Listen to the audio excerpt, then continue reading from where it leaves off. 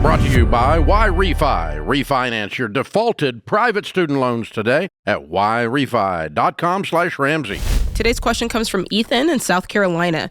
He says, my wife and I are both 28 and just got married. I am an employee benefits consultant and she is a trauma nurse. Together we make about $200,000 before any commissions that I receive. We also are debt free. We have about $150,000 in investments, $30,000 in a money market account, and are investing our 15% towards retirement. Very good. If I were your son, how would you recommend buying a house? We have been waiting for interest rates and housing prices to drop, but I always hear there's never a perfect time to buy. Is now the time for us to jump in? Yeah, Ethan, I think you're feeling the way a lot of people are feeling that are in your shoes, right? They're saying, okay, these interest rates are high. Should I wait? Like, truthfully, I have the money, or I could start to save up more money, but I don't know, is now the right time? And I would say the right time to buy a house is when you can afford it. Like, not based on the market, not based on interest rates. Otherwise, you're trying to like play a timing game. But if you can afford to save the down payment and you can afford to get a mortgage where the payment is no more than 25% of your take-home pay all in, then get the house. And later on, if mortgage rates go down, you can always refinance, right? Like you have options. You don't have to stay in that high interest rate. So for you guys, I think this is great. You have a great income. It sounds like you've got your 3 to 6 months of expenses. You are investing.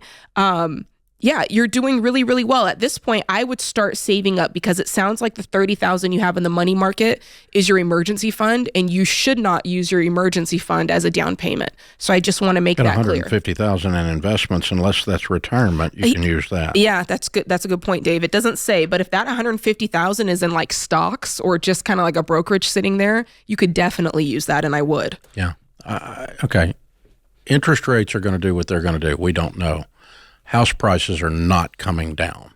We do know that. There's a serious shortage of housing. There are more buyers than sellers, and there's no fix on the horizon for that. That's called a supply-demand pressure. It's 7th grade economics. When there is a shortage of anything, the price holds steady or goes up. It does not go down. And interest rates don't cause it to go down. So interest rates have been up for about 18 months, and house prices have not gone down. Okay? It's that simple. The median house price is exactly what it was 12 months ago. It's $400,000 nationally, and it's not going anywhere. So that's what you're seeing. So don't wait on house prices to come down. So marry the house and date the rate. Mm-hmm. You can refinance your interest rates if they go down, or pay them off and have a 0 interest rate. That'd be cool.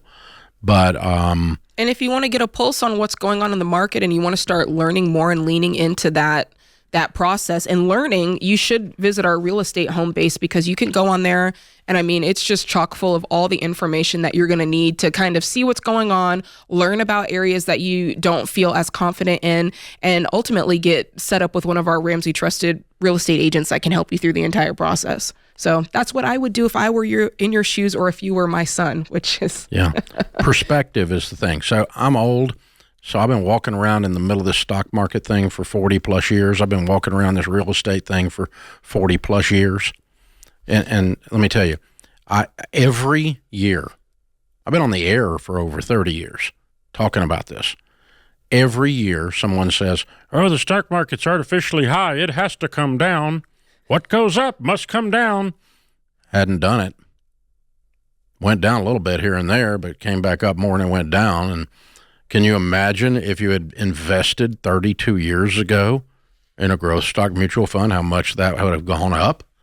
Oh, man. Oh, and let me help you with this. 1978, I sold my first house for $42,500 as a real estate broker. I was 18 years old.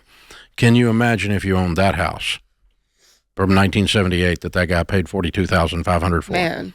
You understand that's an $800,000 house now. But they have to come down. No, they don't.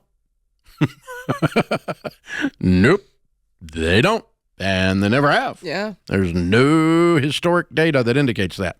So Date the rate, marry the house. Get a house bought when you have the money. And if rates come down and you can get a cheaper rate than 5%, which is so freaking high, I don't know how you people are surviving Talk with about a 5% the 80s, Dave. interest I rate. love when you talk about the 80s Oh, geez, rates. man. But yeah, it's whining about 5%. But anyway, yeah, it's because it's compared to 3 instead of compared to 12.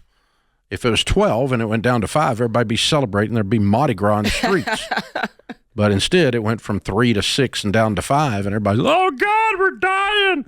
Yeah, okay. So you better get a house because the next round of real estate prospering, these houses are going to shoot up again.